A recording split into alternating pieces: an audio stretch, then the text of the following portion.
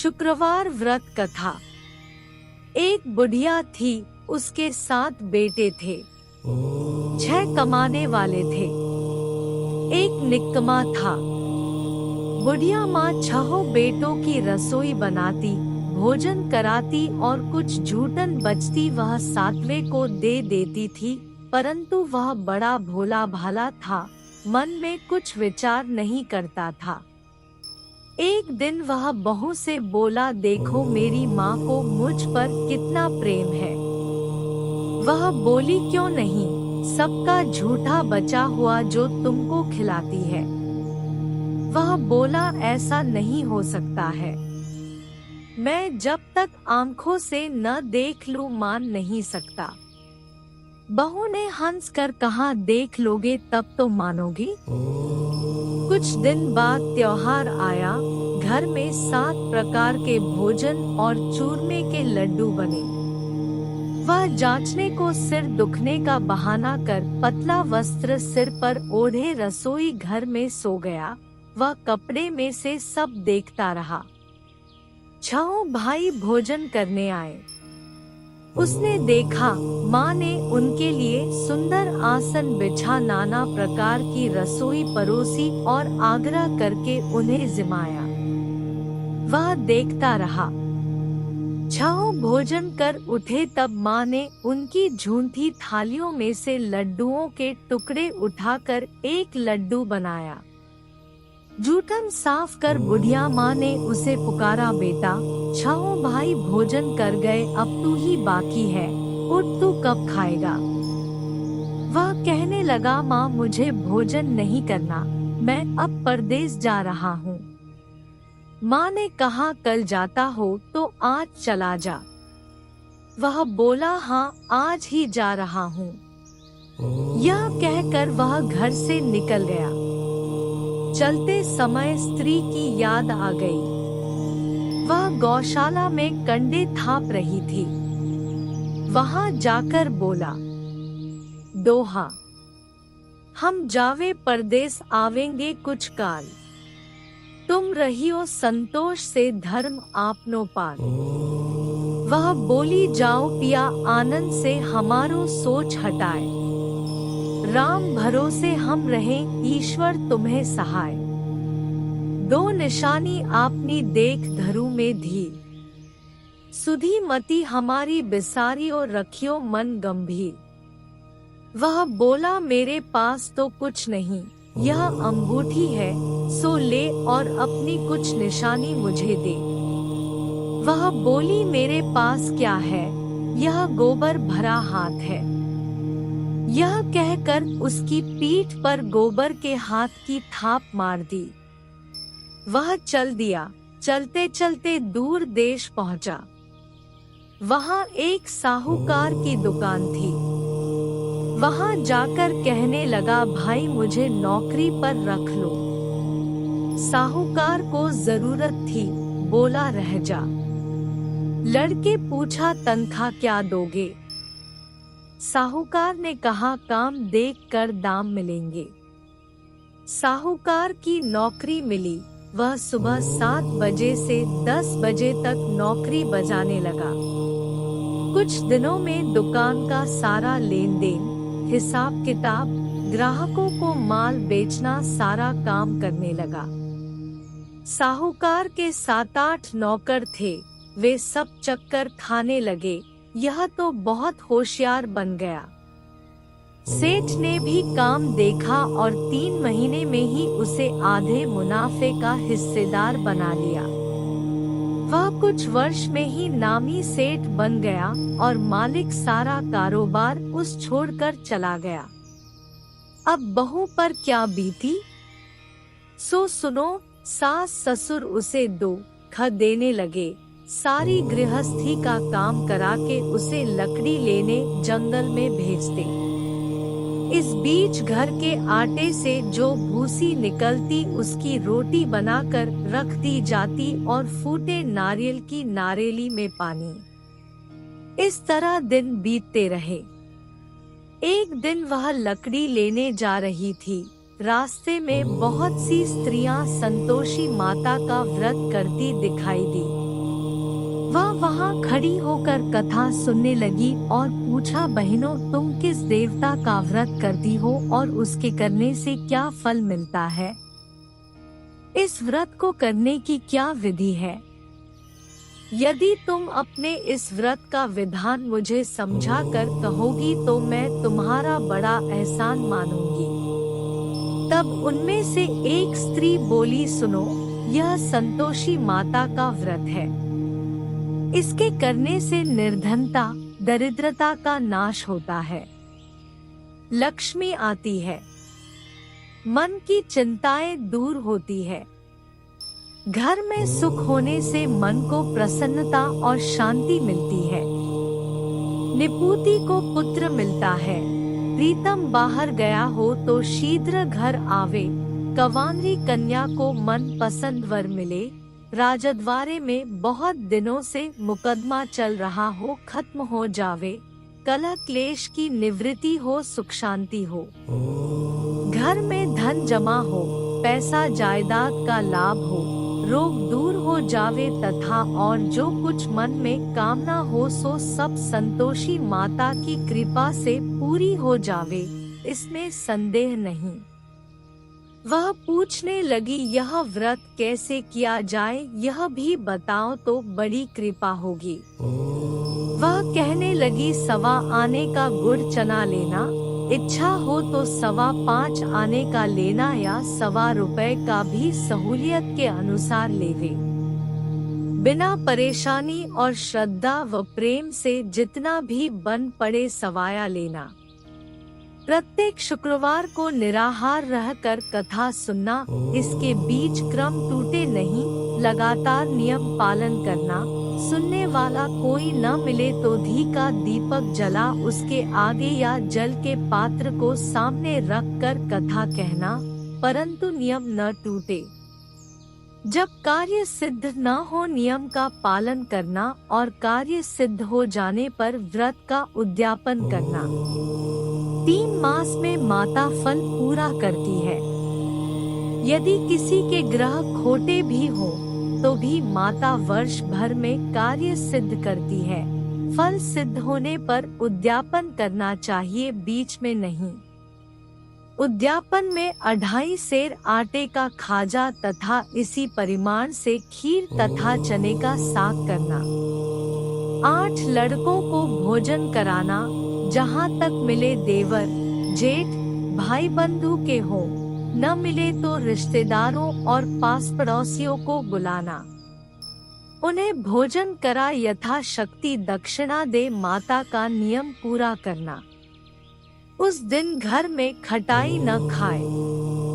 यह सुन बुढ़िया के लड़के की बहू चल दी। रास्ते में लकड़ी के बोझ को बेच दिया और उन पैसों से गुड़चना ले माता के व्रत की तैयारी कर आगे चली और सामने मंदिर देखकर पूछने लगी, यह मंदिर किसका है? सब कहने लगे, संतोषी माता का मंदिर है। यह सुनकर माता के मंदिर में जाकर चरणों में लौटने लगी।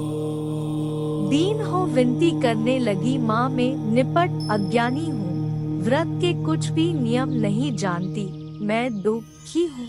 हे माता जगत जननी, मेरा दुख दूर कर, मैं तेरी शरण में हूँ।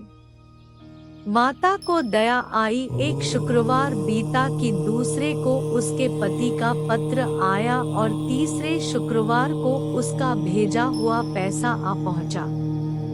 यह देख जेठ जेठानी मुँह सिकोड़े लगे। इतने दिनों में इतना पैसा आया, इसमें क्या बड़ाई? लड़के ताने देने लगे, काकी के पास पत्र आने लगे, रुपया आने लगा, अब तो काकी की खातिर बढ़ेगी, अब तो काकी बोलने से भी नहीं बोलेगी।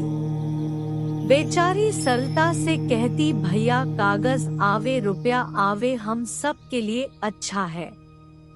ऐसा कहकर आंखों में आंसू भरकर संतोषी माता के मंदिर में मातेश्वरी के चरणों में गिरकर रोने लगी। माँ, मैंने तुमसे पैसा कब मांगा है? मुझे पैसे से क्या काम है? मुझे तो अपने सुहाग से काम है। मैं तो अपने स्वामी के दर्शन मांगती हूँ। तब माता ने प्रसन्न होकर कहा, जा बेटी, तेरा स्वामी आवेगा। यह सुनकर खुशी से बावी होकर घर में जा काम करने लगी। अब संतोषी माँ विचार करने लगी, इस भोली पुत्री को मैंने कह तो दिया कि तेरा पति आवेगा, कैसे? वह तो इसे स्वप्न में भी याद नहीं करता।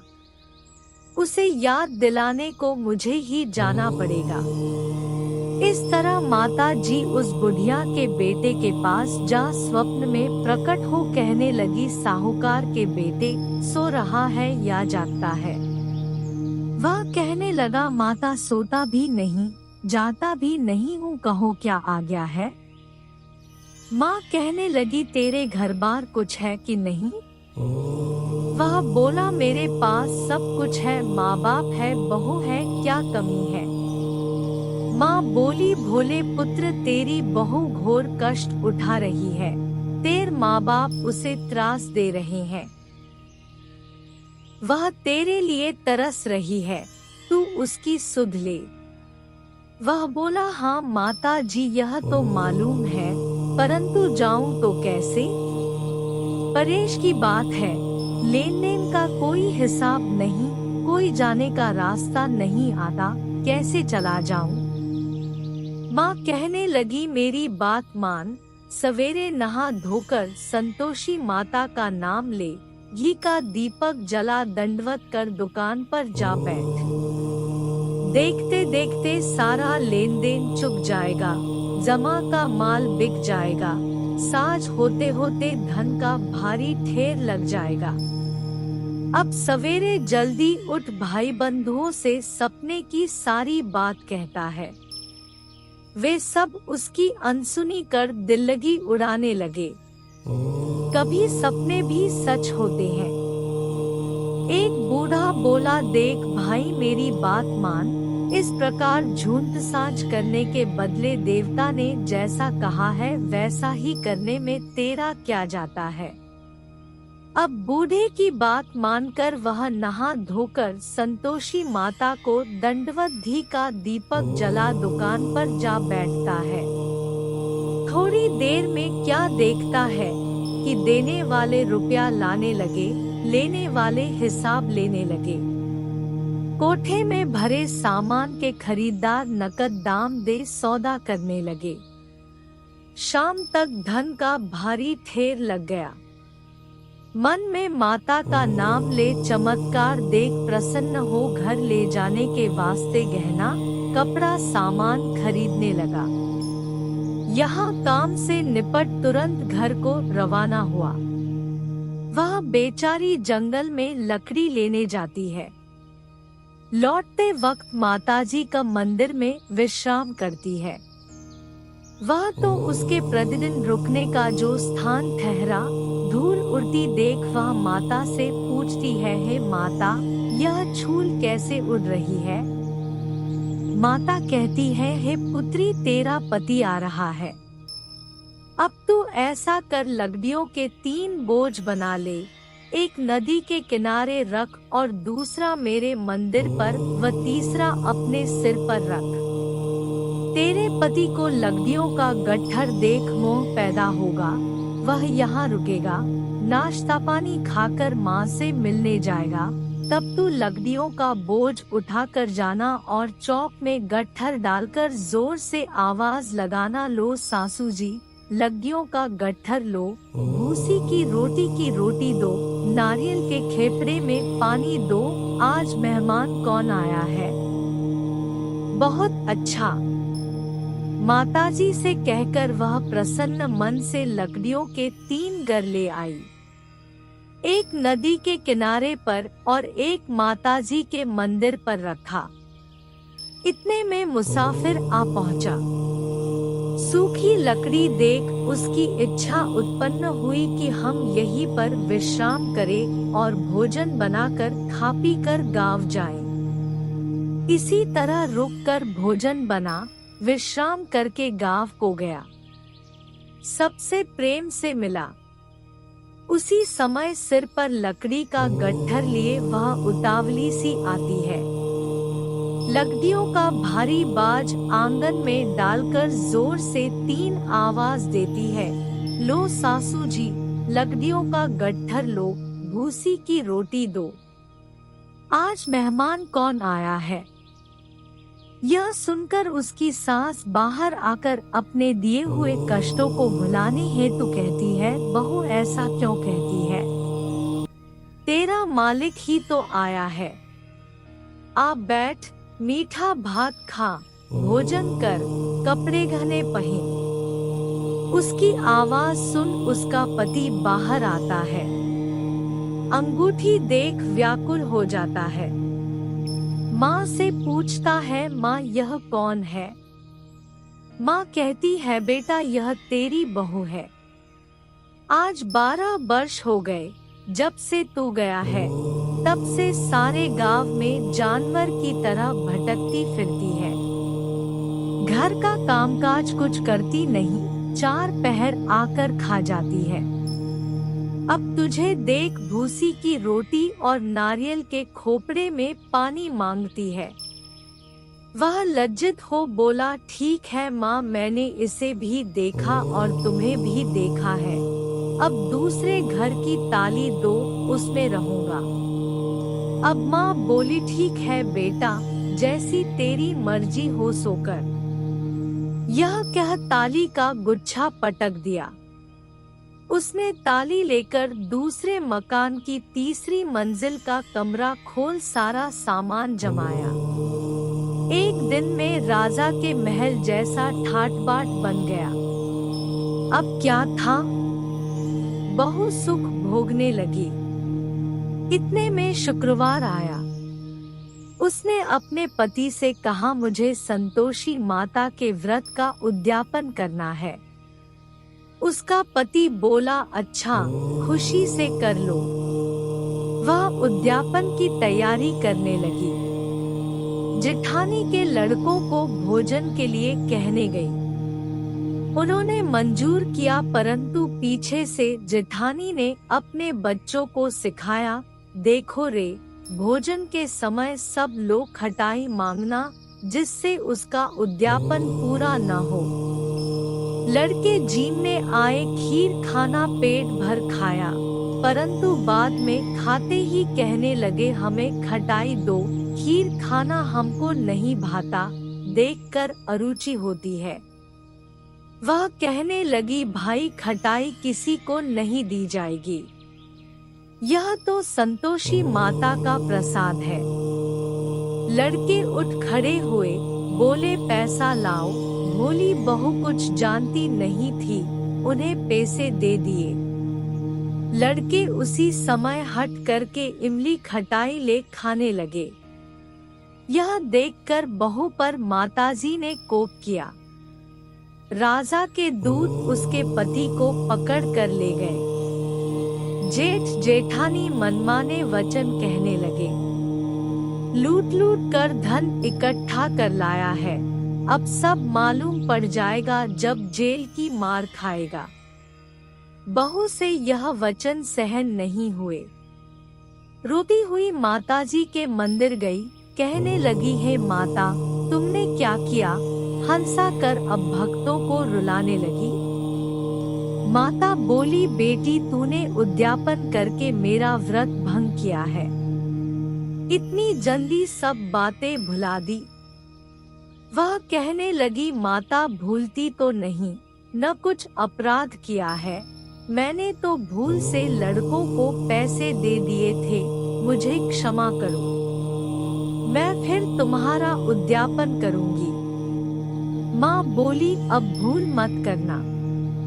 वह कहती है, अब भूल नहीं होगी, अब बतलाओ वे कैसे आवेंगी? माँ बोली, जा पुत्री, तेरा पति तुझे रास्ते में आता मिलेगा। वह निकली, राह में पति आता मिला। वह पूछती है, तुम कहाँ गए थे? वह कहने लगा, इतना धन जो कमाया है, उसका टैक्स राजा ने मांगा था, वह भरने गया था। वह प्रसन्न हो बोली, भला हुआ, अब घर को चलो। घर गए। कुछ दिन बाद फिर शुक्रवार आया। वह बोली, मुझे फिर माता का उद्यापन करना है। पति ने कहा, करो। बहू फिर जेठ के लड़कों को भोजन को कहने गई। जेठानी ने एक दो बातें सुनाई और सब लड़कों को सिखाने लगी। तुम सब लोग पहले ही खटाई मांगना।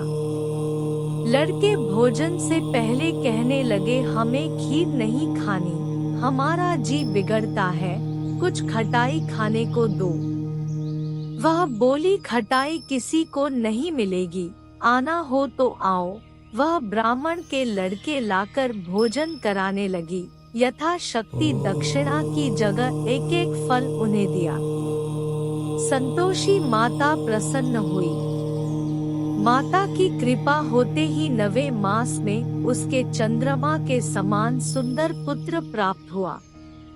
पुत्र को पाकर प्रतिदिन माता जी के मंदिर को जाने लगी।